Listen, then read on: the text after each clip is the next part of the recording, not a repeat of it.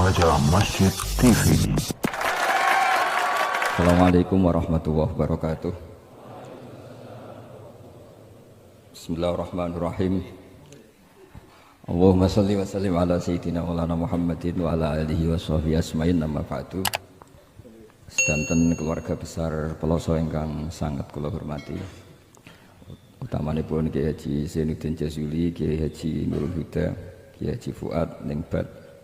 Ini wonten Gus-Gus, wonten Gus Taif, Gus Fahim, Gus Makmun, wonten Mbah Kawula, Gus Kausar.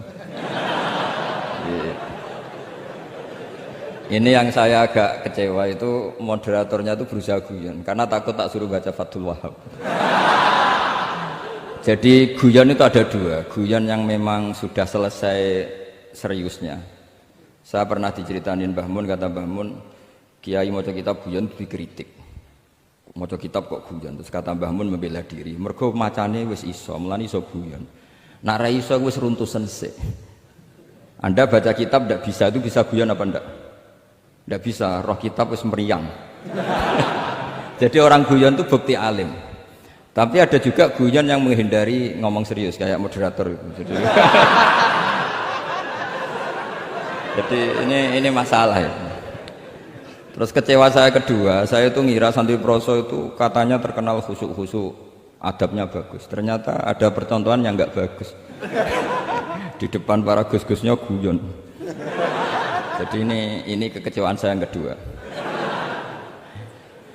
Nanti saya lebih kecewa lagi, ternyata yang khataman Fathul Wahab itu tidak paham Fathul Wahab. Itu lebih kecewa, tak bawa sampai mati itu nanti. Itu kecewa itu tak. Nah begini sebagaimana makalah yang saya bikin, karena tadi moderator sudah guyon, saya berusaha ngendikan serius. Karena memang fikih itu harus dikaji secara serius, meskipun dengan pikiran yang ceria, yang riang. Saya itu di Jogja itu lama sekali dan tetap sebagai rujukan, karena saya spesialis sering ngendikan fikih. Saya dulu musyawarah ya seperti urutan di Peloso, mulai takrib, mu'in, tapi di sana langsung mahali. Karena Fathul Wahab gak diajarkan di sawir, di musyawarah. Tapi saya pernah ngaji Mbah Mun Fathul Wahab. Dan beliau sering berpesan, nak kanggo masyarakat ojo wahab repot, nganggo mahali saja. Mahali itu kan Rohibin itu yang mensarai minhajud thalibin. Ini bukti bahwa saya ini alim betul, bukan guyon dari tidak alim itu. Jadi ini bedanya saya dengan moderator. Nanti kalau nggak percaya diuji di sini di depan.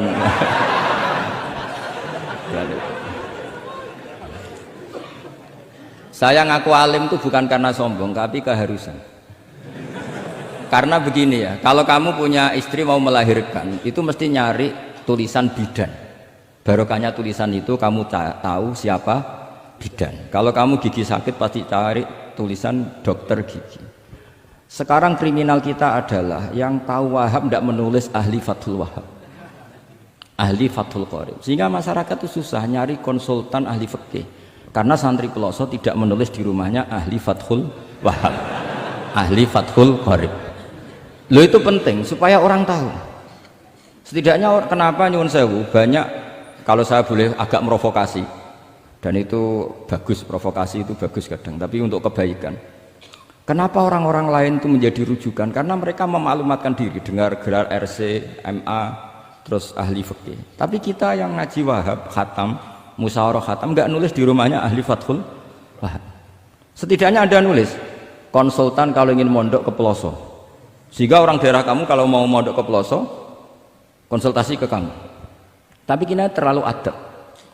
Padahal awalun nubuwah itu dimulai dari at-tahaddi. At-tahaddi memaklumatkan diri kalau beliau adalah seorang nabi. Jadi kalau kamu boyong harus memaklumatkan diri. Saya tidak bakul-bakul, saya ahli Fathul Wahab.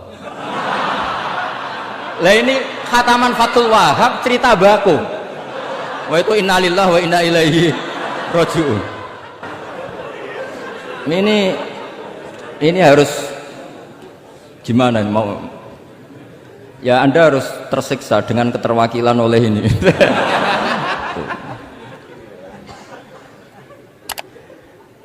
Saya ini baca kitab banyak sekali, termasuk kitab Ithaf. Ketika beliau mensarai Ikhya, Mensarai Ihya itu cerita kitab yang saya baca fil fikhi itu dihitung mulai mazhab Syafi'i sampai Hanafi semuanya. Saya baca kitab tasawuf ini jadi memaklumatkan diri. Awal dari nubuah itu memaklumatkan diri. Sehingga orang gampang nyari. Kalau orang bisa nyari bidan, nyari dokter gigi karena tulisan. Kenapa orang kesulitan nyari ahli Fathul Qarib? Kalau kamu ahli konflik tulis saja konsultan spesial cerai karena pengalaman pernah cerai, tulis saja. Kalau ahli jomblo tulis saja ahli perjodohan. Supaya orang tahu keahlian kamu di mana. Saya di Jogja memaklumatkan diri, saya bisa baca Wahab, saya bisa baca Bukhari, saya bisa. Bukan dalam konteks sombong, karena kebutuhan umat yang ingin tatap bu'u asari Rasulullah, mencari-cari asari Rasulullah itu terpenuhi. Yaitu dengan ngaji orang yang ahli. Tunjukkan kalau baca kamu benar dan sebagai solusi umat. Umat ini punya problem banyak. Dan kamu mengajar dengan manhaj yang jadi solusi, yang jadi solutif, yang bisa jadi jalan keluar. Tapi kita enggak, santri itu banyak keluar dari pondok, tapi karena miskin, sudah dari mbahnya bapaknya memang sudah miskin ya. Terus atas nama humul, atas nama ikhlas, terus sering menyembunyikan diri. Menyembunyikan diri, pura-pura ada alim, memang sebetulnya ada alim juga kadang itu. Akhirnya terus orang sampai nggak tahu kalau itu alumni pondok. Tapi ketika ada orang konsultasi sama pihak lain, mereka tersinggung karena kok nggak ke dia? Mau ke dia gimana? Udah ada tulisannya, udah ada potongannya. Malah tadi cerita mbako segala itu kan apa ya? Nah, saya ingin kembali lagi. Saya punya teks hadis yang riwayatnya seperti ini. Meskipun hadis itu misalnya dhaif, banyak aditnya, banyak penguatnya. Idza zuharatil bid'ah wal fitan. Sebagian ada tambahan wasubba ashabi. Fal yuzhiril alim ilmahu. Orang alim harus menampakkan kealimannya. Wa illa fa alaihi la'natullahi wal malaikati wan nasi ajmain. Justru kalau tidak memperlihatkan kealimannya dia kena laknat. Artinya yang sopan-sopan tidak memperlihatkan kefatul wahabannya, maka malah melihatkan kembakuannya. Itu jatahnya fa alaihi la'natullahi wal malaikati wan nasi ajmain. Ya setuju ya? Itu pasti kena laknat. Coba betapa tersiksanya Syekh Zakaria Al-An tadi itu mulai ngomong tuh nggak pernah menyebut Syekh Zakaria Al-Ansori. Kayak apa tersiksa? Kitabku dikaji nyebut jenengku era gelem. Padahal Syekh Zakaria Al-Ansori syarat menjadi orang alim seperti dari sekian tarjamah, istilahnya dalam bahasa Arab terbaru itu tarjamah itu Syekhul Islam Syekh Zakaria Al-Ansori. Itu saya pilih yang dari kitab Manhajus Sawi karanya Habib Zain bin Smith. Itu dari sekian manaqib yang saya baca di Sulaiman Al-Jamal di mana-mana paling menarik itu syaratnya jadi orang alim itu dua, punya guru alim, punya murid alim. Karena Anda akan tersiksa, sangat-sangat tersiksa. Ngaji sama gurunya takut disuruh baca, gurunya alim, mau ngorek ya meriang muridnya alim. Itu yang dialami Syekh Zakaria Al-Ansori. Sehingga beliau ngendikan duqiqtu baina hajaroini. Saya ini ditempa dua batu, cara Jawa digebek dua batu. Mau ngaji ya takut karena gurunya alim alamah yaitu pengarang Fathul Bari Ibnu Hajar Al-Asqalani. Mau mulang ya meriang mergo dia murid alim alamah jenis Ibnu Hajar Al-Haythami. Dadi aku sampai ngaji ya persiapan, sampai mulang ya persiapan. Kayak apa susahnya jadi Syekh Zakaria Al-Ansori, mau ngaji setoran ya persiapan, mau ngajar persiapan. Makanya kata Mbah Mun, syarat utama ulama itu harus punya murid alim.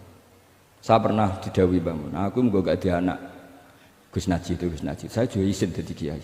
Karena syaratnya jadi kiai itu udah anak alim di murid alim. Izin gak jadi kiai rasa sukses juga tak perlu. Makanya saya ketika kecelok alim itu senangnya bukan main beliau, karena terpenuhi status tadi. Nah ini kalau khataman Fathul Wahab terus bakas bako ini, ini roh Kiai Jazuli tersiksa ini gimana? Ini gimana ini sini? Kalau ukurannya kan gampang, moderator kan dipilih yang paling baik, setidaknya ngomongnya lah. Kalau tidak ilmunya ya ngomongnya. Terus Anda terwakili oleh orang yang enggak jelas. Enggak, saya gojlok ini enggak dosa, karena kalau betul saya ini dosa karena ngerasani orang, berarti jadi kafarah dosanya dia. Soal saya kan amalnya sudah banyak, aman lah. Aman, jadi nanti. Jadi kalau jatah hasanah saya harus diminta dia, tak kasih aja.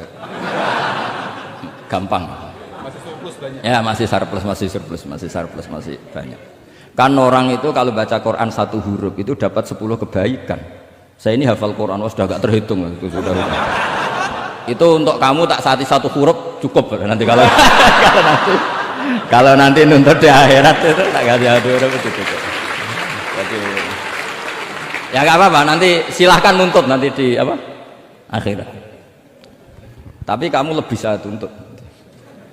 Kamu itu siapa kok nyuruh saya di sini gitu. Tapi dosanya lebih besar lagi itu.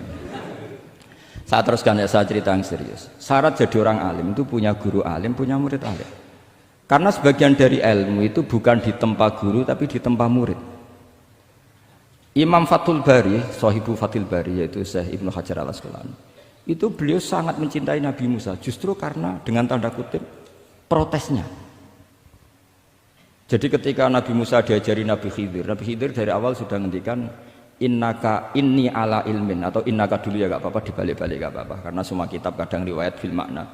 Innaka ala ilmin allamaka Allah ma'lam a'lamhu wa inni ala ilmin allamanillah ma'lam ta'lamhu. Kira-kira terjemahan bebasnya, kamu punya ilmu yang diajari Allah saya tidak tahu, saya punya ilmu yang diajari Allah kamu tidak tahu, maka innaka lan tastati'a ma'iya sabra, kamu tidak mungkin bisa menyabari saya, bisa memaklumi saya. Tapi kata Nabi Musa ngotot, tidak, saya harus belajar sama anda. Oke, silahkan belajar tapi jangan tanya. Pertanyaannya itu jangan tanya, fala tas'alni, kamu nggak boleh tanya. Kalau kamu ingin jadi murid yang baik, nanti jangan tanya, itu dosa. Ya dengarkan saja. Nah, tapi Nabi Musa tetap tanya. Ketika ada kejanggalan secara syariah, Nabi Musa tetap tanya. Dan itu oleh kitab-kitab tasawuf dianggap dengan tanda kutip kesalahannya Nabi Musa. Meskipun mibabi hasanatil abrar sayyatul muqarrabin. Tapi di kitab fikih itu dipuji sundul langit protesnya Nabi Musa. Jadi di kitab tasawuf disalahkan karena kitab tasawuf pemuja tadi ketertaatan pada guru, kitab fikih enggak. Ini bukti adallud dalil bahwa Musa itu orang pilihannya Allah. Dia tidak sabar, beliau tidak sabar kalau melihat kemungkaran. Jadi gugatannya Nabi Musa dianggap apa? Sur'atu ghairatihi fillah atau sur'atu ghairatihi fillah. Ada yang baca ghairah, ada yang baca ghirah. Ini karena ngadepi santri Fathul Wahab. Saya terpaksa baca 2 kali. Siji ben ketok alime, nomor loro nak kowe ra iso tak warai, nak maca. Karena dalam kiro asap ya mesti gitu, kalau nggak doikin ya dikin. Karena yang satu cara berpikir masdar itu aslul mustaqot, maka nggak perlu kena harokat munasabah. Jadi saro yasiru sairon, tidak perlu siron. Faza yafuzu fauzan, tidak perlu fuzan karena masdar aslul mustaqot, jadi tidak perlu kompromi dengan harokatul munasabah. Tapi orang Arab tetap bilang dikul maisha, apa? Tetap bilang dikul maisha. Tapi qiraah kita fala takufi doiqin, bukan pakai apa? Dikin. Ya, makanya kemungkinannya 2. Saya baca 2 kali ben ketok alime. Karena saya ini menghormati sampean. Mosok ngundang wong ra alim kan sini-sini wong. Nomor 2 anak kowe ra iso tak warai kalau bacanya itu 2. Jadi andai kan saya ngajar di Pondok Pelosok, saya baca mesti 2 kali. Wayah sibu zaidun kada, wayah sabu zaidun kada. Karena dalam qiraat sab'ah ada yang baca yahsibu, qiraat kita baca yahsabu. Tapi guru-guru kita kalau ngajar fikih itu bacanya yahsibu. Tapi kalau baca Quran yahsabu. Ya kan Quran kita kan ayahsabu Allah yaqdiru alaihi ahad, bukan dibaca ayahsibu. Saya teruskan. Jadi syarat jadi orang alim itu harus punya guru alim dan murid alim. Imam Fathul Bari ketika menganalisis Nabi Musa itu beliau memuja Nabi Musa. Ini bukti ghirahnya Nabi Musa yang luar biasa. Beliau paling tersinggung kalau untuhikat hurumatullah. Orang sudah ditolong kok gak matur nuwun malah merusak perahunya. Jadi itu secara syariat itu mungkar. Kalau mungkar ya harus diprotes. Artinya itu sifatu madkhin. Protesnya Nabi Musa itu sifatu madkhin, bukan sifatu dhamin. Itu Ibnu Hajar Al-Asqalani, gurunya Syekh Zakaria Ansari. Ketika orang tasawuf nganggep yang dilakukan Musa itu agak-agak mazmum karena protes sama guru. Pertanyaan saya ke anak-anak Fathul Wahab, kamu milih siapa? Milih partainya Ibnu Hajar Al-Asqalani apa milih partainya orang tasawuf? Selama ini roh potongan ini sampean milih sing tasawuf. Karena sampean dengan ilmu pas-pasan ini nggak suka kalau ada murid tanya. Mboten ngaku mawon. Tapi Karena tadi logika syariatnya kata Ibnu Hajar Al-Asqalani, Musa itu kalimullah termasuk ulul azmi, sementara Khidir hanya seorang nabi. Apa yang dilakukan Musa tentu lebih keren karena beliau seorang nabi dan rasul.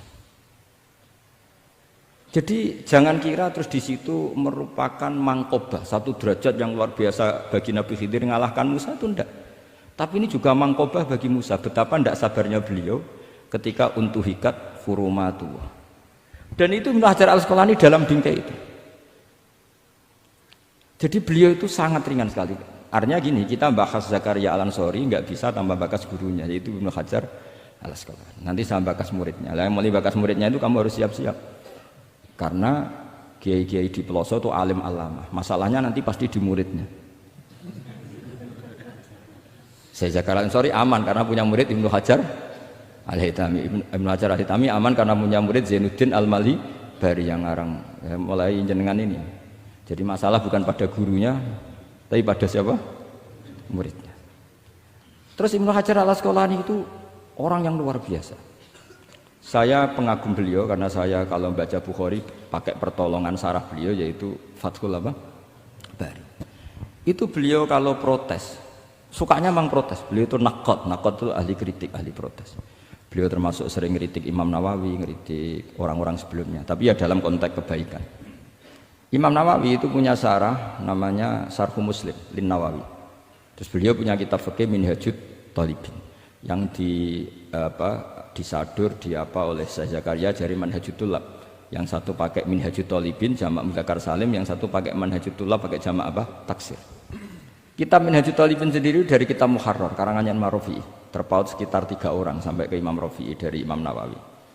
Imam Rafi'i ngarang itu dari Al-Wasid, Al-Basid dan Al-Wajiz karangan Imam Ghazali. Dan itu saya punya. Kitab indukannya Imam Ghazali Nihayatul Matlab fi Dirayatil Mazhab saya juga punya karangannya Imam siapa? Haromen. Terus sampai Mukhtasarul Muzani. Saya tadi sempat bawa kitab Mukhtasarul Muzani. Bareng ngerti ini kok jadi pengajian umum lemes ya. Waduh. Mau nyalahkan Gus Kausar Mbah nggak berani. Tapi saya tadi matur sama Gus Kevin, Gus ini kok jadi pengajian umum, enggak tahu. Sebenarnya saya ingin anak Wahab saja terus tak marahin terus pulang. Tapi ini di depan orang banyak kalau marahin kan nggak baik ya, sudah saya tak rileks saja. Tak ceritakan bukti keseriusan fikih itu dikarang. Misalnya begini, ini contoh Zakaria Al-Ansori, Syekh Zakaria Al-Ansori ketika dengan tanda kutip sering bilang wa ta'biri bidzalik aula min ta'biril asli kadan atau a'ammu min ta'biril asli kadan. Kenapa ada gugatan takbir? Karena takbir itu apapun hebatnya, karena dikarang seorang manusia itu ada falta, ada keterselipan di situ. Meskipun satu kedipan mata yang beliau salah, miss ya Gus Kausar.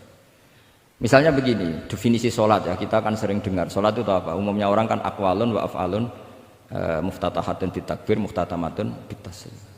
Pertanyaannya definisi itu tidak jamek manek karena hunaka sholatun la qawla fiha wa la fi'la, yaitu sholatu man ajros sholata biqalbi. Kalau sholat itu adalah harus ada akwal, yaitu kayak baca Fatihah dan syahadat di tasyahud sani, harus detail, sama nggak boleh nyontohkan kayak tasyahud di tahiyat ula, itu kan hukumnya sunat. Kalau kamu nggak bakul-bakul harus tahu kayak tasyahud di tahiyat saniyah, atau karena yang tasyahud awal sunnah. Ada akwal kayak Fatihah tasyahud fit tahiyatis saniyah. Terus ada af'al. Tapi pertanyaannya, hunaka sholatun la qawla fiha wa la fi'la, yaitu sholatu man ajra sholata biqalbi. Maka perlu ditambah walau hukman, meskipun akwal dan af'al itu hanya secara hukum. Karena kalau hanya itu tidak jamek manek kalau dalam bahasa mantek, atau tidak mutorid akis, tidak memasukkan semua fardun min afrodil mu'arraf. Jadi kula ngetok nang alim demi ngergani sampean supaya ketok nak sumber udang ora salah. Mau salahnya ngatur kiai itu ya agak salah, itu agak salah betul. Saya itu juga agak gimana, besok itu saya diminta Gus Reza misi sama Gus Reza. Gus Reza itu cucunya Mbah Karim, Mbah Mun dulu ngaji Mbah Karim. Jadi orang kok kayaknya manfaatkan saya sak karepe dhewe gitu, karena saya ini mangkalah tua terus. Padahal saya kalau mau angkuh ya, kalau saya boleh sombong, itu buyut saya ketujuh itu namanya Mbah Soleh bin Asnawi Sepuh, itu gurunya Mbah Soleh Daran. Padahal bakso darat gurunya Mbah Hasim, tapi angkuh kan haram, jadi ya sudahlah pakai tawaduk saja. Sebenarnya kalau saya boleh angkuh, kalau sampean malah lebih bisa angkuh lagi, ketemu di Nabi Adam. Lebih. Putu Nabi. Saya ulang lagi. Kalau kamu mengkaji Wahhab secara serius, itu kajilah seperti saya ini. Bahwa hukum itu harus dibenturkan dengan fardul masalah, dengan pengandian masalah. Misalnya begini, kalau ada hewan ketabrak truk jago, tentu kita diskusi hanya ayam jago, karena kalau ayam kecil kan gak eman, kelepek-kelepek meh mati. Cara pikirannya sampean ini yang anak-anak Fathul Wahhab itu boleh disembelih apa enggak? Tanpa disembelih pun pasti 1 menit lagi mati, atau setengah menit lagi mati. Karena dia kejat-kejat hanya prosedur kematian, memang syaratnya harus kejat-kejat. Tapi kan dia sudah tidak punya hayatun mustaqirrah. Kalau kamu pas musyawarah Fathul Wahhab itu disembelih halal apa haram? Tidak, sampean jawab saja, enggak usah sungkan, enggak usah jawab saja. Ini ada Gus Makmun, ada Gus Wahid. Halal apa haram? Cara pikirannya Syekh Zakaria Al-Ansori, bajuri itu haram karena dia tidak punya hayatun mustaqirrah. Oke, haram. Karena yang dikatakan penyembelian adalah menghilangkan nyawa karena penyembelian, sementara ini tanpa disembelih sudah mati. Tapi pertanyaannya gini, tapi nanti kalau disisir dari bab tabdzir, masa kewan jago larang mubadzir? Maka menurut mazhab Imam Malik, pokoknya keceluk di nyawa. Angger keceluk di nyawa disembelih ya halal karena jenenge nyembelih hewan yang masih hidup. Senajan tau wis kejet. Kamu milih mazhab Maliki apa Syafi'i? Ini ayam jago loh, bukan ayam kecil. Karena kalau yang kecil kan ikhlas. Itu kan seperti kepiting, banyak kiai ngaramkan kepiting. Yang keberatan banyak karena kepiting besar. Tapi ketika yuyu diharamkan nggak apa-apa, kecil saja. Padahal ilatul hukmi sama. Kira-kira kepiting sama yuyu, tahu sama yuyu? Itu kehidupannya sama nggak? Gaya hidupnya sama apa enggak? Sama. Tapi ketika kepiting itu ada perdebatan. Yang setuju halal banyak karena eman rasanya. Tapi ketika yuyu dikatakan haram, ada nggak yang protes? Tidak ada. Ikhlas semua kayak gitu. Ini ahli fikih apa ahli nafsu gitu.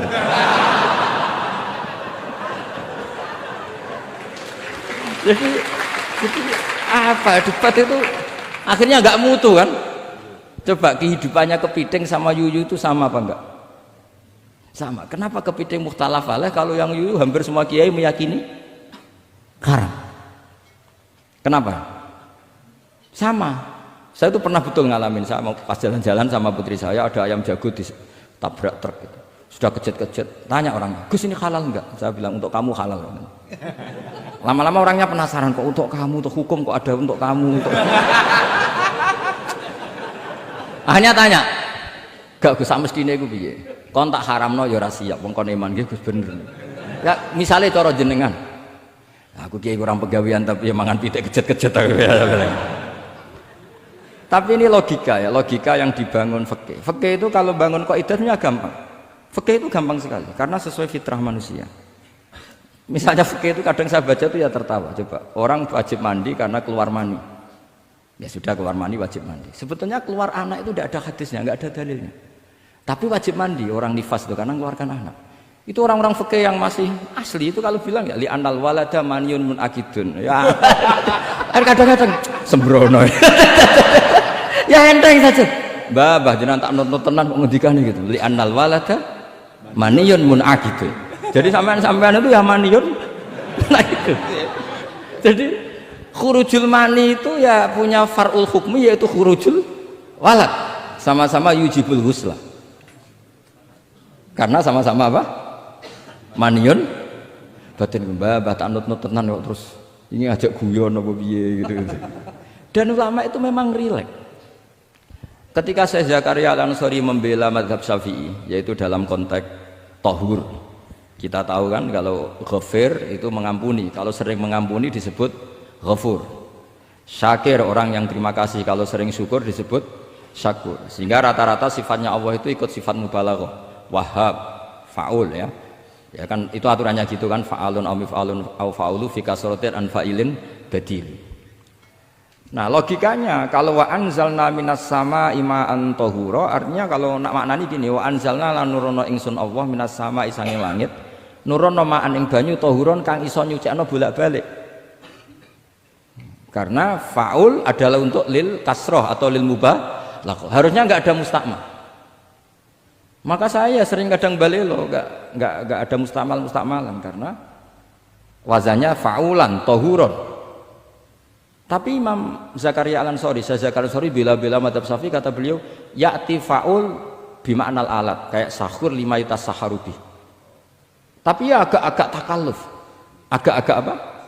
Termasuk takallufnya lagi, saya Zakaria Al-Ansori, atau faul bima'na takrir atau mubalaghah fi udwin wahid. Di sini biasanya baca udwin apa udwin, tidak tahu saya, pokoknya bacanya 2 kali gak apa-apa. Umumnya apa? Udwin ya? Ya sudahlah, ikut partai sampean saja. Saya ini agak grogi, saya pakai madzhab peloso harus ikut guru apa madzhab sarang yang nggak harus ikut tapi akhirnya salah, tidak tahu saya, karena kata Mbah Mun gitu kalau membela diri, nak ngaji ning peloso Lirboyo murid kudu maknani ya apik ben murid roh makna, tapi nak sarang gak oleh dimaknani. Ke sarang ketika dinyek al ilmu sayyidun wal kitabatu qaiduhu qayyid apa suyudaka fil hibalil wasiqah, kata beliau iya tapi nak naline kakean ya mati padha wae. Itu karena itu tadi itu guyonan ya, guyonan manhaj. Ini sudah saya sama ini koalisi yang baik. Karena saya punya madzhab sarang, sama punya madzhab peloso. Harus sama-sama konsisten dengan madzhab masing. Nanti di mahsyar nanti kita ketemu. Siapa yang ahli Fathul Wahab, siapa yang ahli Bako.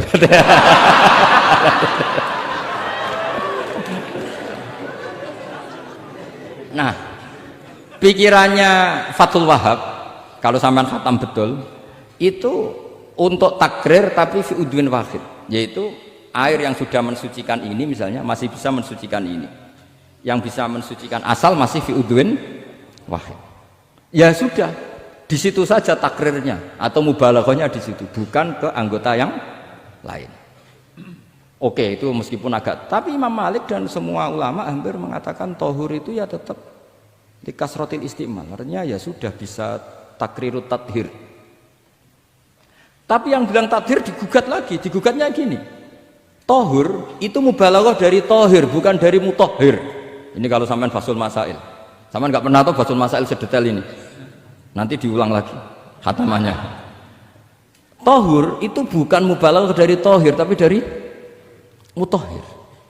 Padahal bahasan kita tentang tathir, bukan tentang tuhur. Sampean mikir toh?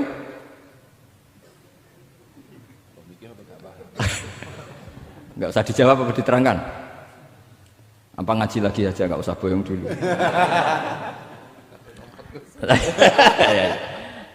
Nah, kemudian akhirnya ulama mulai mikir bahwa lama nalit tohiriyah ilah dengan fungsi tohuriyah, tidak ada gunanya disestatuskan suci kemudian tidak berakibat mensucikan, karena ini air masih murni ma'un mutlaq, kecuali kayak teh kopi berstatus suci tapi tidak mensucikan. Tentu ma'an tohuro di konteks itu adalah tohir mutohir, karena contohnya air mutlak bukan kopi. Berarti meskipun tohur itu dari mubalaghah tohir tapi maknanya mutohir, itu perdebatan. Akhirnya apa? Orang itu menjadi cerdas, terutama di era Ibnu Hajar Al-Haytami, karena beliau ahli fikir. Beliau itu cerdasnya Masya Allah. Tapi apapun itu, beliau tetap manusia. Kecerdasannya kadang berlebihan dalam aturan yang dipatok madzhab Syafi'i, termasuk mensyaratkan Jumatan harus orang 40.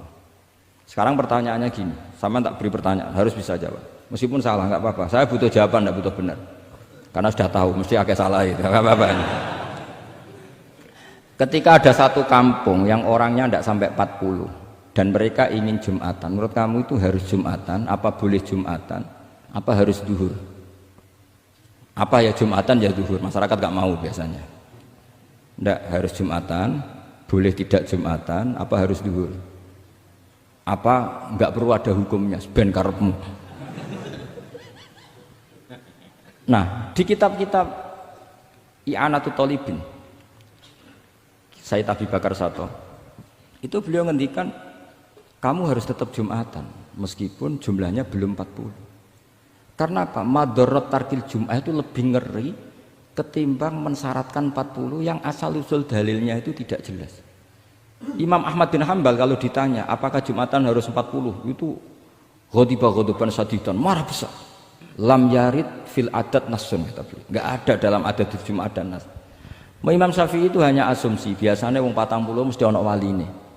Tapi potongan-potongan gini meskipun sebanyak ini kan enggak, sampean menjamin enggak kalau ada 200 orang ada walinya ini? Dulu itu 40 orang pasti ada walinya, sekarang mbok 1000 enggak ada jaminan ada wali. Dulu itu ada 2 wali, yang satu rokok, dikritik sama yang enggak rokok. Mosok pangeran dikebuli katanya karena tapi wali rokok ini ahli tauhid. Allah laisa bimakanin katanya. Saya tidak tahu ini. Ini tadi ya kacau. Wali itu kalau sudah debat itu benar mana? Yang satu goslo, wali kok rokokan, pangeran kok dikebuli. Yang satu bilang apa? Allah laisa bimakanin. Terus saya teruskan. Jadi perdebatan di fikih itu sebetulnya semuanya itu rasional. Karena fikih dibangun di bawah qaidatul fikih, qawaidul fikih dan usul fikih, dan semuanya itu muktabas atau multamas atau makhud min Rasulillah sallallahu alaihi wasallam. Sekarang saya beri satu analogi. Pernah ada satu kejadian Rasulullah sallallahu alaihi wasallam menghentikan la yusalliyanna ahadukum illa fi Bani Quraidah. Kamu jangan sholat asar kecuali sampai Bani Quraidah. Kira-kira saya ngomong sama santri, kamu jangan sholat asar kecuali sampai Lirboyo. Sebelum sampai Lirboyo ternyata kadati samsu antaghrubah, matahari hampir tenggelam. Fariqun minhum, sebagian dari sahabat milih sholat di tengah perjalanan meskipun itu belum sampai Lirboyo. Alasannya musyaroah fil waktu supaya tidak qadha. Yang sebagian milih sholat di Lirboyo meskipun ba'da antaghrubah samsu, meskipun matahari sudah tenggelam. Ketika dilaporkan ke Rasulullah itu falam ya'nif, ada yang baca falam yu'annif wahidan, tak baca 2 kali karena ini nanti bisa jadi debat kusir. Sama bacanya ya'nif apa yu'annif enggak tahu, pokoknya saya baca 2 kali. Kalau baca sampai 3 kali yang 3 salah karena memang pilihannya hanya 2. Kalau ada pilihannya 3 tak baca sampai 3 kali. Nabi tidak menyalahkan salah satunya. Yang satu pakai konstitusi yang namanya asar itu ya qabla antaghrubas samsu. Yang satu cara berpikir Nabi jelas mansus harus di Bani Quraidah. Sekarang pertanyaannya, kaidah umum tentang, saya ulang lagi, kaidah umum tentang asar itu qabla ghurubis samsi dilawan nas harus di Bani Quraidah, menang mana? Nas sama kaidah umum. Kira-kira kalau kamu ngaji usul fikih, menang nas. Tapi pertanyaannya, nas itu butuh mahal. Tentu boleh seperti itu. Asumsinya Nabi adalah jangan-jangan sampai sana memang belum ghurubus samsi. Maka makna yang mesti benar adalah aisari'u fil masjid. Kamu harus tergesa-gesa jalannya sehingga potensi menangi asar di Bani Quraidah. Jadi unik. Terus itu difahami pentingnya musyaroah fil iktida. Jadi kalau anut Kanjeng Nabi harus musyaroah. Nah, musyaroah ini pula yang menjadi basis fikih. Makanya ulama dulu kalau ngarang fikih itu gampang sekali. Kalau orang tidak paham, makanya nggak bakat wali. Sebenarnya fikih itu gampang sekali. Bagi yang gampang maksudnya, hamba tidak usah itu. Misalnya begini, Fathul Mu'in, Fathul Hab semuanya ngendikan wa yusannu nasyatun di sholatin. Jadi wa yusannu lan den sunatno apa nasyatun gumregah, semangat di sholatin krana ngadiri sholat. Fa inna wa ta'ala zamma tarikihi, sama sih ingat takbirnya. Zamma itu ngritik sapa wa utawa modho sapa tarikihi, pakai jamak mudzakkar salim. Tarikihi ing wong sing ninggal nasyat. Terus beliau mendalil qala ta'ala wa idza qamu ila sholati qamu kusala. Ciri khas orang munafik itu kalau sholat itu malas-malasan. Maka saya itu sering bilang ke santri saya, pokoknya nak jamaah kudu ono melayuni, entah berapa kadarnya harus ada melayuni. Guling-gilingan musyaroah. Karena di semua teks kebaikan adalah fafirru ilallah. Lari, ada unsur larinya, ada unsur musyaroahnya. Nah, lalu lama-lama mengatakan makna hadis ini yang mesti adalah pentingnya musyaroah. Enggak perlu berdebat tentang boleh enggak sholat qabla lusul ning Quraidah atau tidak. Tapi harus, karena begini, yang mesti salah begini, ternyata kayak melakukan santai-santai ngopi sik, rokok sik, jagungan sih. Nabi kira-kira bisa maklumi enggak ketika cara jalannya seperti itu kemudian matahari terbenam? Karena ini yang pasti salah. Paham ya? Karena enggak sampainya sana karena salahnya sendiri, ngopi sik santai. Lah itu namanya fikih. Jadi fikih itu dari analisis yang normal. Makanya saya sekarang akhir-akhir ini sering kampanye kitab Sajaratul Ma'arif. Dan itu saya serius dengan kampanye itu karena dikarang oleh Sultanul Ulama. Jadi kalau di wali ada Sultanul Aulia, di ulama juga ada Sultanul Ulama, yaitu Syekh Izzuddin bin Abdis. Itu kalau ngarang fikih itu gampang sekali. Saya punya kitab beliau Qawaidul Ahkam. Beliau ketika cerita kenapa harus ada sholat dihormatil waktu. Beliau rangkanya enak sekali. Kalau santri sarang, Lirboyo atau Peloso atau santri mana saja, biasanya kalau pergi ke terminal, yang dulu terminal itu kan nggak layak, apalagi ya dulu nggak layak, pokoknya kalau pipis itu pasti kena najis lah celana. Santri kan biasanya milih sholat nanti di pondok, milih terawih lah, milih terawih kan duhur asar. Saya tidak tahu kalau Gusnya, tapi kira-kira ya agak-agak sama kira-kira gitu. Alasannya santri yo nakal, meninggalkan sholat fil waktu itu karena alimnya. Kan sholat dihormati wajib iadah, ngapain daripada wajib iadah mendingan tidak usah sholat. Jadi ilmu itu tuh bermata dua. Rata-rata yang sudah tahu wajib iadah milih sholat apa milih ndak? Ndak, potongan-potongan rai gini tuh. Ndak, kira-kira aja. Milih ndak kan? Karena tahu wajib iadah. Tapi nanti setelah sampean alim dan bakat jadi wali dan sampean belajar kitab Qawaidul Ahkam, itu pasti milih sholat. Saya semenjak belajar kitab itu ya milih sholat. Tapi tidak usah dimafhum, apa dulu tidak sholat, tidak usah seperti itu. Itu mafhum yang salah itu. Yang berbasis suudzon. Jadi mafhum seperti itu salah, ya masalah itu. Suudzon itu masalah. Kata saya Izzuddin bin Abdis Salam memberi penjelasan. Kenapa harus sholat dihormatil waktu? Karena khotorun najasah, bahayanya najis atau ritsun najasah, kotorannya najis. Itu layafi, kalau dibaca rijul layafi dengan pentingnya sholat. Karena butuhnya Allah, butuhnya malaikat, kalau boleh dibahasakan butuh ya dalam ilmu fikih kan dibahasakan gampang saja. Ada orang sujud di waktu yang diwajibkan sujud, sehingga diabaikan syarat sholat itu harus toharatul badan, wa tasawubi dan wal makan. Kok kira pantas ono waktu sholat kemudian la tasjudu fil waktu sajdah. Jadi akhir gampangannya wes tetep keren, meskipun kowe sholatem nganggo najis ora sempurna tetep keren. Piye-piye cara didelok malaikat kok dhuwur wis keceluk sujud, keceluk musholli. Daripada kowe misale asar gak sholat alasan celanaku najis, maghrib ora sholat. Terus jare malaikat berkhataman Wahab kok kelakuane ngono kan gitu kan. Karena malaikat tuh deloke kok dhuwur.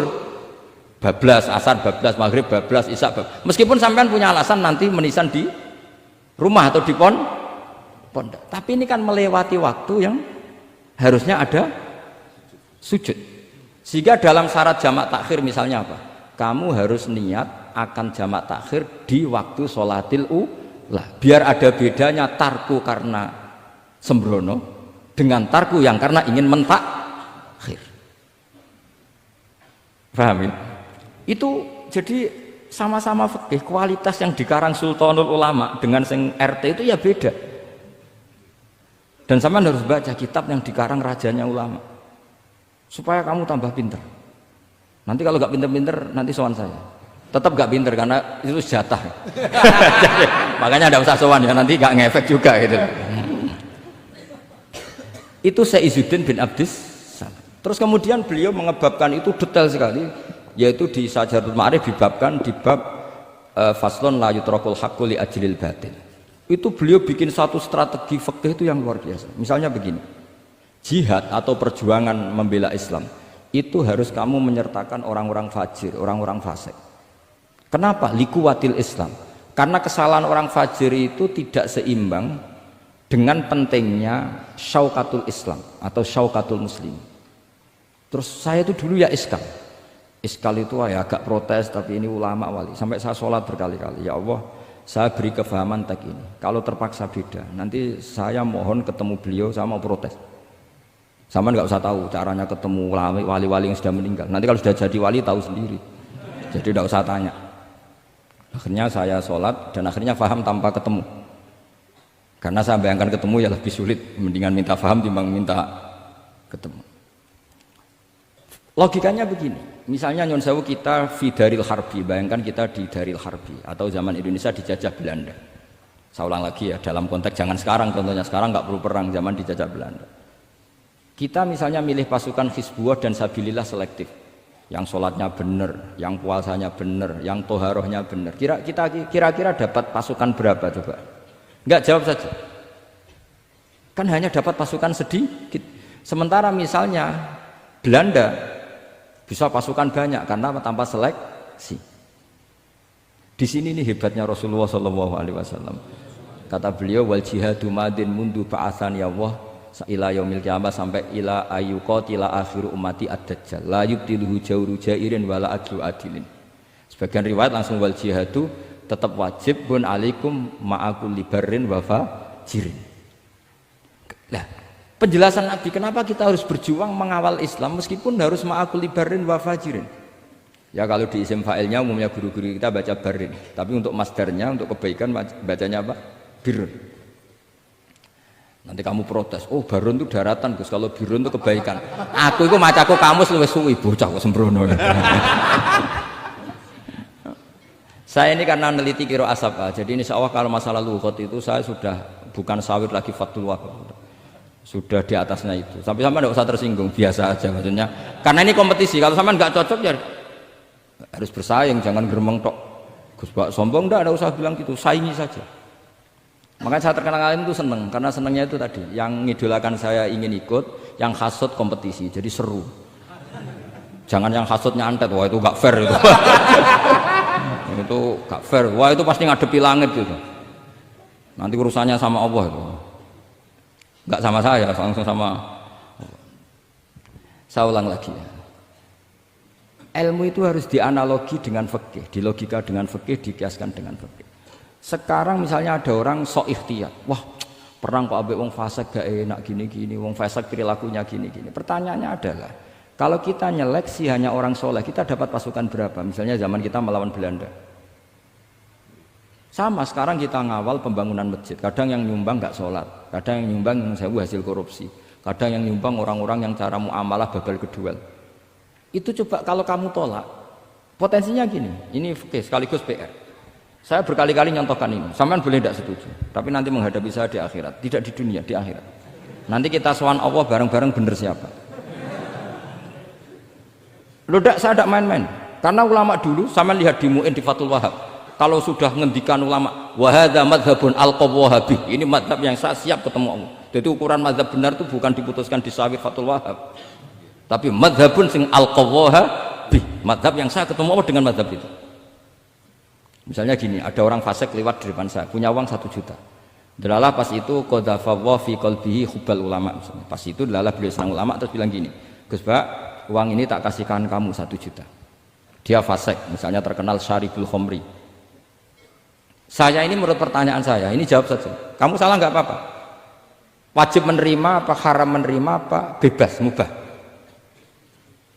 Ayo milih di polling. Nggak usah sungkan Gus Kausar. Ini beliau posisi senior, milih nerima apa nolak, wajib apa sunat, sunat apa wajib. Nah logika harus terbangun begini, kalau kamu terima maka akan dicibir. Malam di Fathul Wahab tiga duit saya kok gelem, bolak-balik nak duit gelem aja. Itu juga masalah kan, kiai latihan jatuh kan, artinya posisinya ada mantep-mantep amat. Udah kadang keramat itu. Sama jangan niru saya, aman udah itu. Bayangkan sampean yang latihan nyai itu. Tapi pertanyaannya kalau sampean tolak, terus ista'ana bihadhihi darahim lil maksiyah.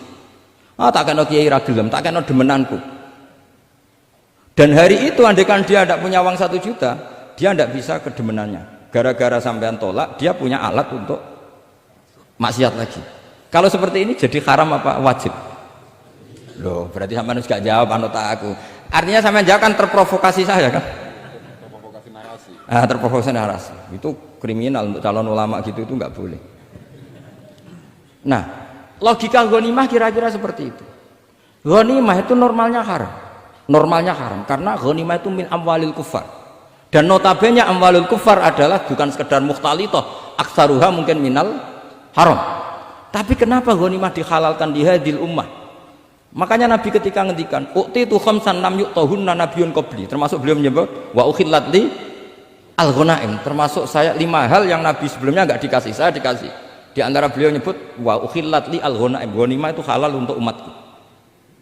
Itu kan kenapa Nabi menyebut itu? Karena normalnya ghanimah itu haram karena min amwalil kufar. Tapi kenapa dihalalkan? Saya pernah ditanya seorang dosen, kenapa itu halal Gus? Saya itu kok nggak nyaman. Karena ini jenis orang ikhtiyat. Terus saya bilang gini, andai kan kamu digarong sama garong, kemudian garong itu bawa senpi, bawa pedang. Karena kamu merasa itu tidak milik kamu, monggo gadani jenengan beto malih. Wah ya tidak bisa Gus, nanti dipakai garong lagi. Sama amwalul kufar. Andai kan lau a'toinahum, andai kan kita kasihkan lagi ke mereka, maka akan dipakai isti'anah, dipakai pertolongan atau alat untuk kekuatan kekafiran mereka. Di sini sirinya kenapa ghanimah menjadi halal. Tapi kenapa Nabi sebelumnya kok dikatakan haram? Karena logikanya memang haram. Itu hebatnya Allah SWT sama para kekasihnya. Ada kekasihnya yang dipilihkan haram, yaitu Nabiun qabla Rasulullah SAW, karena normalnya memang haram. Ada Nabi yang fikihnya lebih dinaikkan lagi, yaitu dihalalkan supaya harta ini tidak dipakai i'anah alal maksi. Sampean milih fikih mana coba? Nah, saya berharap pinternya Khatam Fathul Wahab itu paling enggak sampai seperti ini. Bariku nantang saya enggak apa-apa. Tapi nanti ketemu di akhirat. Nah itu fikih. Jadi fikih itu. Nah, tapi kan iso wae Gus nampani khadzun nafsi lah, itu mulai masalah kan. Makanya yang seperti itu jangan untuk khadzun nafsi. Karena kita butuhnya itu nyita supaya ini enggak dipakai kekuatan maksiat. Jebule mbek kon malah ngopi rokokan. Nah, ini orang kan terus curiga, jebule nek ambek duit ya dodgel. Buktikan kalau Anda tidak pakai. Kamu terima sebagai penyitaan, tapi Anda tidak pakai. Wah itu hebat. Tapi kalau kamu terima wajib, kemudian kamu pakai poya-poya, wah itu ya fikihnya benar, kelakuannya benar. Nah saya berharap Anda memahami fikih itu sampai seperti saya ini. Syukur-syukur lebih. Meskipun ya agak-agak mukhalaf tapi bisa diperjuangkan itu. Enggak apa-apa. Kamu doa di saat istijabah, ya Allah saya ingin mengalahkan Gus Baksa, ridho dengan doa itu. Tapi tak jamin enggak mustajab, karena sudah berbasis ghil, kebencian.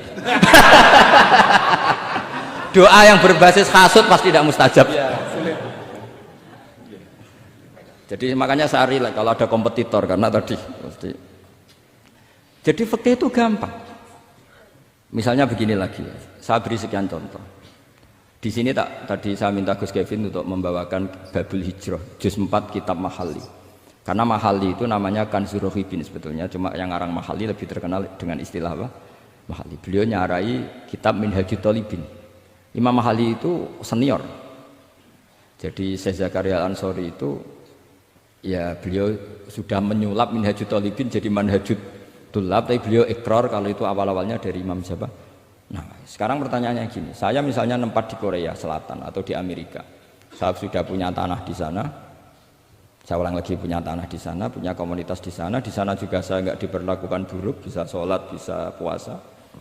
Hukumnya saya pindah ke Indonesia atau ke Mekah atau kemana saja, hukumnya haram apa boleh? Saya tidak mendapat perlakuan yang macam-macam. Kalau saya disakiti dan dipaksa menjadi kafir, maka wajib hijrah. Kalau nggak ada pemaksaan itu, kira-kira hukumnya gimana? Ada ulama yang mengatakan hukumnya haram hijrah, harumatil hijrah. Karena apa? Li alla yastauliya bitil kalbuqah atau tikal buqah al kufaru. Karena sebetulnya kamu tidak dianggap sekedar pindah ke Indonesia, tapi membiarkan tanah yang dulu kamu pakai sujud, tanah yang dulu kamu pakai sholat, tanah yang sudah menjadi komunitas muslim menjadi komunitas kafir. Berarti dianggap pembiaran. Itu fikih. Jadi fikih itu logikanya sebetulnya normal. Maka seperti ini, saya masih ingat betul pernah didhawuhi Mbah Mun ketika di Madinah. Nak zahire hadis ya, iku Sayyidina Ali iku ya ono salah. Ndak salah loh redaksinya, ono salah. Mergo Nabi sering muji wal Madinatu khairun lahum law kanu ya'lamun. Madinah adalah kota terbaik. Sataftahuna kadza wa kadza, Nabi sampai gitu. Tapi Nabi selalu ngendikan wal Madinah khairul. Tapi Sayyidina Ali tetap pindah ke Irak, Kufah ya, zaman itu terkenalnya istilahnya Kufah karena belum ada istilah Irak. Ke Kufah. Pindah ke Kufah, kemudian beliau menyebarkan Islam di Kufah. Terus punya murid awal namanya Hasan Basri, murid paling sukses. Itu orang-orang Basrah, bukan orang Temanggung, orang Basrah. itu orang Basrah. Semua riwayat mengatakan itu orang apa? Basrah, jelas bagul-bagul. Bukan. Itu sangat jauh dari. Nah, karena Hasan Basri murid paling sukses ini pindah ke Basrah, maka ilmu setelah itu Basrah. Sehingga idakhtalafatil Kufah wal Basrah quddimatil Basrah. Akhirnya menyebar sampai Baghdad, jadi kubbatul Islam. Orang bisa dikatakan alim kalau sudah dikatakan alim di Baghdad. Termasuk Imam Syafi'i itu ngajinya di Baghdad. Padahal beliau lahirnya di Gaza. Huzah itu kalau sekarang itu apa? Gaza. Askolan itu juga Palestina. Nah, dawe Mbah Mun. Tapi Sayyidina Ali ku wong alim. Saiki nak wong Islam tengok-tengok ning Madinah berarti membiarkan bumi Allah di sana-sana itu tanpa ada Islam. Akhirnya Sayyidina Ali tidak mengikuti dohire hadis. Tentu Nabi Sayyidina Ali pasti mengikuti hadis, tapi hadis wal Madinatu khairul lahum law kanu ya'lamun itu ada konteksnya. Keluar dari Madinah linasril ilmi itu juga ada konteksnya. Sehingga kenapa dulu ketika futuhat, saya ulang lagi ketika futuhat, itu banyak sahabat yang sudah di Madinah mapan, ketika Mekah sudah takluk 100% sama Sayyidina Umar ditawari, halla raja'tum ila Makkah tatufuna bil baiti kada wa kada wa fadliyatus salat fil haram ka alfi salatin fi, itu dipuji-puji. Mbok yo pindah ke Mekah, Mekah sekarang sudah milik kita, salat di Mekah itu ka alfi salatin kada wa kada. Tapi kata para sahabat yang sudah di mana-mana, di Persia itu kalau sekarang Iran, di Lebanon, di Syam kalau dulu, kata beliau-beliau itu paling banter kalau saya di Mekah ibadahnya tawaf, tapi kalau di negara-negara ini adalah nasrul Islam. Wa nasrul Islam itu da'bul ambiya bihada ursilatir rusul, karena nasrul Islam itu para rasul diutus. Akhirnya mereka terus hidup di mana-mana, termasuk muridnya Sayyidina Ali. Menurut sebagian cerita terus pindah ke Baros itu. Kemana? Baros. Jadi Islam pertama di Indonesia itu muridnya Sayyidina Ali yang di Sumatera itu. Nah, pertanyaannya adalah, kalau kamu punya murid atau anak pamit mau kuliah di Jerman atau di Australia, kamu milih melarang apa menyuruh? Kalau melarang, kalau menyuruh takut katut perilaku barat. Kalau melarang berarti kamu membiarkan Jerman tanpa ada yang sujud. Padahal semua bumi diciptakan Allah, ju'ilat lanal ardu kulluha masjidan. Lah itu fikih. Fikih akan berdebat untuk hal-hal seperti itu. Ini saya beri contoh. Ini masih ada waktu 10 menit. Ya, jangan lama-lama nanti malah bingung. Yang bingung tidak sampean, saya juga ikut bingung nanti kalau kelamaan. Tidak, supaya ini logika ini apa? Logika fikih ya, fikih yang sedap ini tadi sudah halaman 227 ya. Ini tidak, supaya sampean tahu, karena saya pernah belajar detail ya tentang Mahali sama Qalyubi. Ini kalau di kitab ini halaman 227 ya, tentang juz 4 ya, halaman 227 juz berapa? 4. Saya beri contoh ya, ini supaya clear ya masalah posisi kita. Jadi misalnya sama orang Indonesia pindah ke negara lain, terus Indonesia kemudian ditempati orang-orang yang nggak benar, berarti kamu ikut tanggung jawab. Saya baca, Bismillahirrahmanirrahim.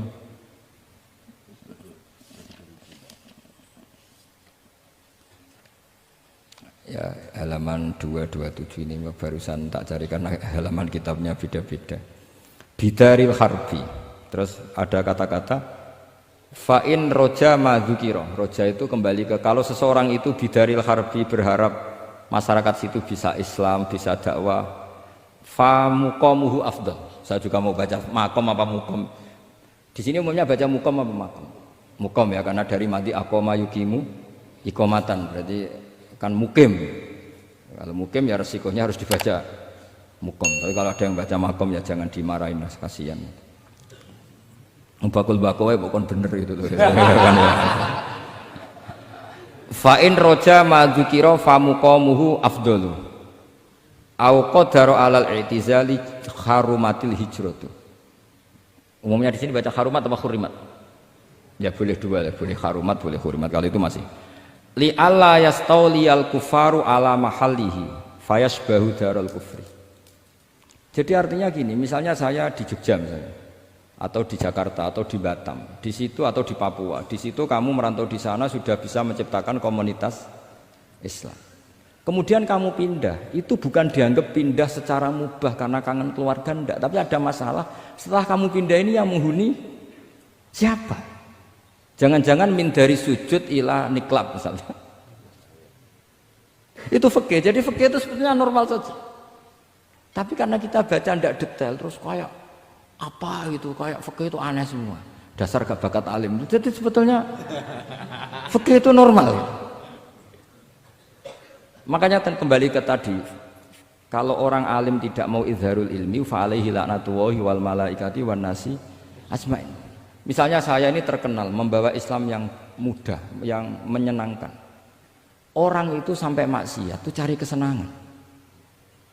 Orang sampai maksiat itu karena cari kesenangan. Tapi kalau kesenangan itu tidak didapatkan fit to'at, karena to'at dikampanyakan secara agak teroris. Kamu sholat tidak mesti diterima, karena baju kamu nggak mesti semuanya halal. Sujud kamu tidak mesti diteror, sehingga orang yang sholat tuh, sholat di mesti ditompo, mendingan nggak sholat.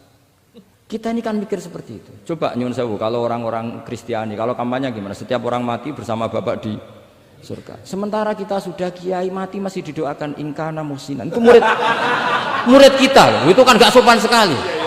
Murid dongakno gurune ingkana muhsinan. Murid walat. Gurune kok muhsinane ditaklek ingkana muhsinan. Cara aku dadi gurumu sembrono guru darane.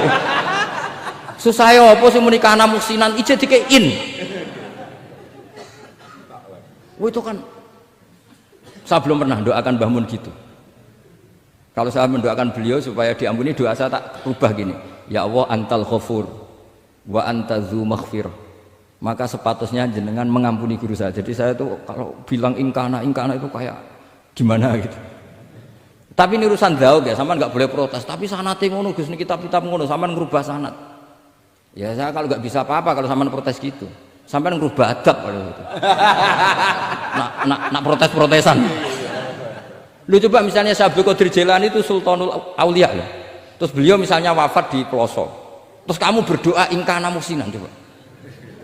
Ini ketuane wali di ingkana gitu. Boyo wong ndak akhlak sithik gitu maksudnya. Wong sak donya iku ya tabarraku bi. Ya tabarraku nabi. Saiki ditaklek ingkar. Saya tuh belum pernah doain guru-guru dengan, meskipun saya tahu itu doa yang, karena pilihannya gini, misalnya sampean protes, Gus wong sanate ngono. Jangan-jangan mancen apalam mau ikut tok.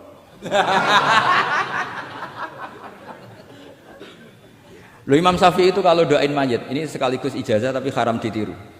Ya tapi ijazah tapi haram ditiru. Imam Syafi'i itu pernah ngecewakan seseorang karena beliau itu idola, ada orang meninggal beliau diminta rawuh. Doanya hanya gini toh, ya Allah, engkau itu tetap menjadi Tuhan meskipun tidak menyiksa orang ini. Jadi menyiksa orang ini tidak kebutuhan engkau. Kalau tidak jadi kebutuhan engkau ya tidak usah dilakukan. Itu terus pulang keluarganya gerembeng. Iki piye donga ngono tok. Tapi satu keluarga itu diimpeni, mayat itu diampuni gara-gara doanya Imam Syafi'i. Ya Allah, anta ghaniyun. Anta itu ghaniyun an adzabim. Engkau tidak perlu menyiksa orang ini. Engkau tetap Tuhan, tanpa menyiksa orang ini tetap Tuhan. Jika itu tidak kebutuhan engkau, ya sudah tidak usah dilakukan. Terus iya. Jadi kalau saya doain guru-guru ya Allah sifat ghafur engkau itu pasti efektif. Enggak mungkin sifatnya jenengan kok boten tembus. Ya sudah, ya seperti itulah ya Allah.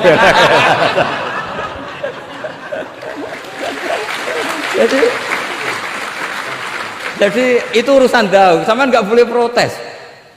Gus kok ngawur istiadat itu bukan ngawur, saya ini orang waras. Punya rasa takzim sama guru sama para wali.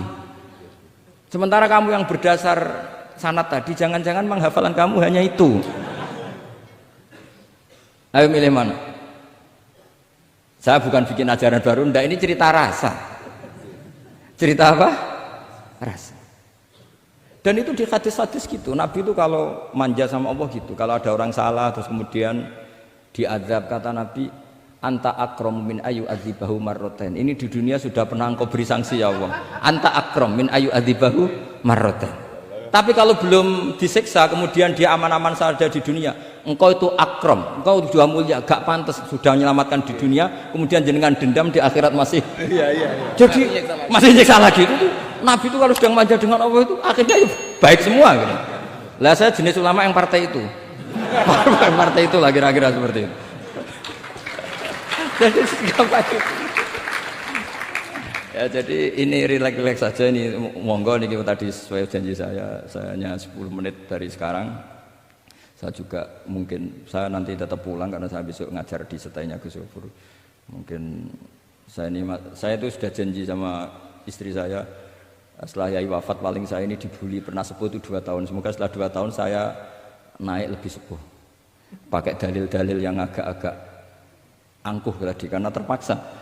Jadi sekarang ngalah 2 tahun. Setelah itu saya pakai sanad yang saya sepuh gitu.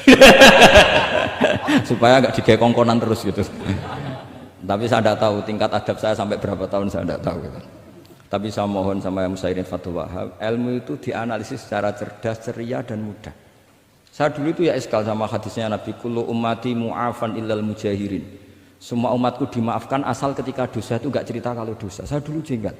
Orang dosa cerita dosa itu kan kesannya jujur baik gitu. Tapi setelah saya pikir-pikir itu bener Kanjeng Nabi. Misalnya sampean cerita ning anakmu, liau zaman mondok peloso sering nak marung utang gak bayar ya biasa. Ya biasa sekolah gak munggah. Itu jujur apa mengajarkan? Mengajarkan suatu saat anak sampean goblok persis bapak. Maka penting tidak jaru itu penting. Makanya kata Nabi semua umatku diampuni kecuali yang cerita-cerita dosanya. Karena dengan cerita itu artinya apa? Misalnya sampean zaman puber pacaran. Terus kamu cerita, "Lah dhisik untuk ibumu ya pacaran." Oh, tak goncekno ngalor ngidul. Itu jujur, tapi soal anak kamu pacaran kan alasannya apa? Niru bapak. Tapi nak kamu sok suci, pacaran haram. Oh. Pak, lah kowe kok entuk ibu. Wah, itu pangeran peparinge. Lho kan kira bodone, Pak. Wah, iku peparinge pangeran. Gak pacaran, Pak. Oh, pacaran haram. Lho kira muni ora kan bodoni. Pacaran haram tuh. Aku untuk bojo peparinge Allah. Wah itu dimaafkan malah itu. Lo coba nyun sewu, ini analogi ya nyun sewu. Kalau andekan semua yang pernah zina itu ngaku zina, kalau itu jumlahnya 1000 saja, 1000 itu punya keluarga, satu orang minimal punya keluarga 10, akan dipakai justifikasi kalau suatu saat zina berdasar pernah Pak D-nya atau Pak L-nya, iya enggak? Tapi kalau semuanya enggak ngaku dan semuanya nyun sewu sok suci, wanteng ning masjid, sak wiridan nuwangi. Supaya anak putune kan, wah mbahku khusuk kuat. Padahal nangisnya perkara nyesal tahu mau. Tapi artinya apa? Konsep yang dikatakan Rasulullah SAW itu kan luar biasa. Kullu ummati mu'afan illal mujahirin. Karena dengan jihar, memang di situ masdarnya kok jadi jihar. Jadi bukan ijhar tapi jihar. Jadi memang bahasa Arab itu agak unik. Misalnya di nahwu itu masdar itu kalam. Kalam berarti sulasi mujarrad. Tapi fiilnya enggak kelaku. Kalimah yaklimu kalaman itu enggak melaku. Sing melaku lam yatakallam.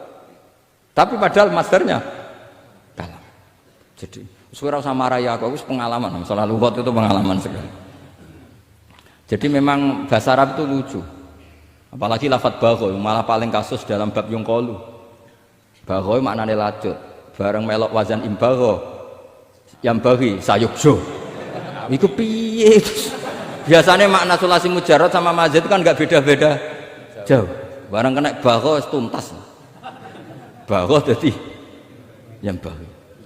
Nang takok, yang bagi sulasi mujarrad apa? Bagho, Pak.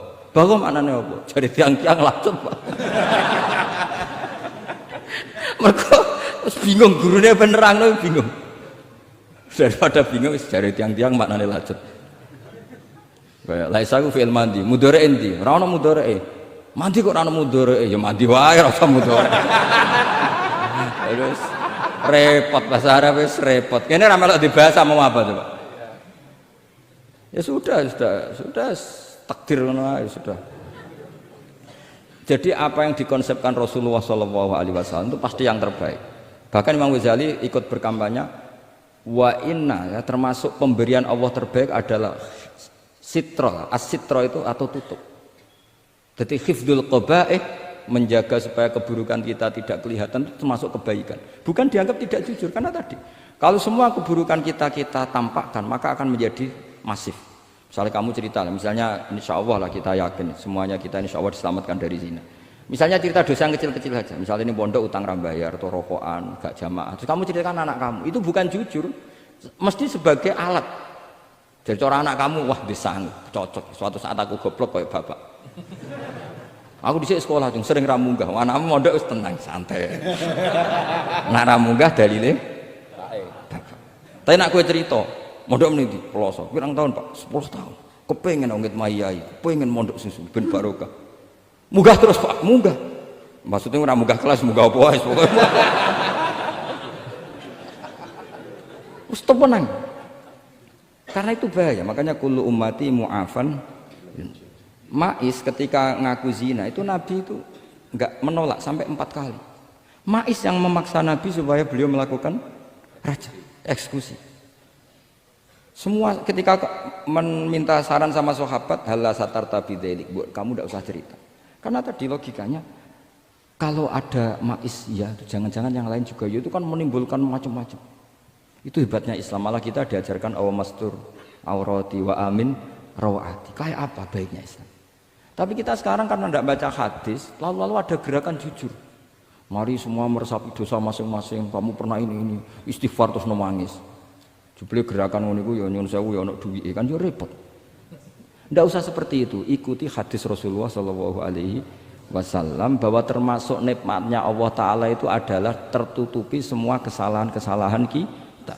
Dan itu barokah bagi hadatin karena kesalahan tidak muncul. Nah, itu sudah untung, agama sudah untung. Ketika kesalahan tidak munculnya, agama sudah ikut diuntungkan. Coba kalau semua yang maksiat itu kelihatan, kan seakan-akan hadil ardu mamlu'ah bil ma'ah masih. Tapi ketika maksiat itu sembunyi-sembunyi, kemudian sing syiar itu adzan, pengajian, kan bagus. Sama nggak boleh protes, tapi itu kan tidak jujur. Ya bukan masalah jujur dan tidak, ini satrul qabaih. Nah, ini namanya siasa. Namanya apa? Siasa. Siasa itu tidak harus politik tentang negara. Kita mengelola diri kita sendiri butuh apa? Butuh siasa. Jadi misalnya kamu cerita kebaikan kamu kepada anak, biar kebaikan itu ditiru. Tapi kalau anak kamu tanya, Pak, sampai nate salah, itu sesuatu yang paling saya takutkan, Cung. Karena aku sering na'udzubillah minas salah. Tapi Bapak pernah salah enggak? Itu pertanyaan enggak penting. Karena tadi bahaya. Lu enak, maksudnya beragama seperti ini tuh enak. Kullu ummati mu'afan illal mujahid. Itu kan luar biasa. Jadi semua umatku itu diampuni asal tidak cerita-cerita. Misalnya agak cerita ke anak, cerita ke teman. Aku di gendaan, tahu tak ambung. Mesti pikiran kamu, yang pondok is pengurus jebule tahu ngono. Mesti digo, suatu saat aku nak ngono, awas enggak gitu. Atau nak caiki keamanan, awas kita kandakno kan gitu. Tetap ini menjadi alat maksiat bagi yang lah. Jadi tapi saya dulu itu iskal, kenapa ada hadis seperti itu? Tapi setelah saya analisis, memang kalau ijtihar atau ijhar itu efek negatifnya luar biasa. Dan kita harus iktidak bi Rasulillah Shallallahu Alaihi Wasallam. Ya tentu idealnya yora maksiat, yora konangan maksiat. Memang karena tidak pernah itu ideal. Memang gak konangan karena tidak pernah melakukan. Ya saya kira demikian. Saya mohon supaya ya tadi ya saya Fathul Wahab dari kitab Manhajut Tullab. Itu dikarang Zakaria Al-Ansori piyambak Zakaria. Tapi kitab itu sebenarnya dari Minhajut Thalibin dari kitab Al-Muharrar, itu dari kitab Basit Wasit Wajiz, terus itu dari kitab Nihayatul Matlab fi Dirayatil Madhab, itu mensarai kitab Mukhtasarul Muzani karangannya Imam Muzani ketika diimlakkan Imam Syafi'i, karena semua karangan Imam Syafi'i itu amla alaina Syafi'i ya, amla alaina Syafi'i, makanya kalau sampai ngaji mu'in qala fil buaiti, buaiti itu nama orang, ekolas Syafi'i fil buaiti, ekolas Syafi'i wa amlahu alal buaiti. Makanya qala fil buaiti, qala fil muzani itu nama orang. Artinya karena Imam Syafi'i itu hanya mengemplakkan. Terus muridnya nulis. Nah, kebetulan tulisan paling mudawwan itu karangannya Imam Muzani, disebut Mukhtasarul Muzani. Sebenarnya beliau punya murid banyak, ada Imam Muzani, Imam Robi, Imam siapa Buai. Saya kira demikian. Assalamualaikum warahmatullahi wabarakatuh.